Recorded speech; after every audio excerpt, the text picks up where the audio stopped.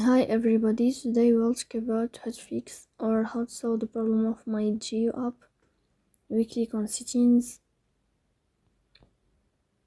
Here you can click on apps, default apps, app settings. On above we can search about MyJio app.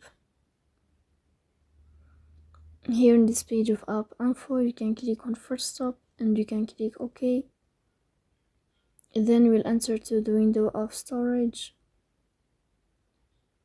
Here you can click on clear cache. In the end you can turn off your Wi-Fi and you can turn on your Wi-Fi again to fix that problem.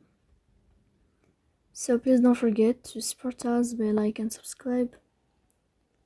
See you next time in another video, and thank you for your attention and your watching.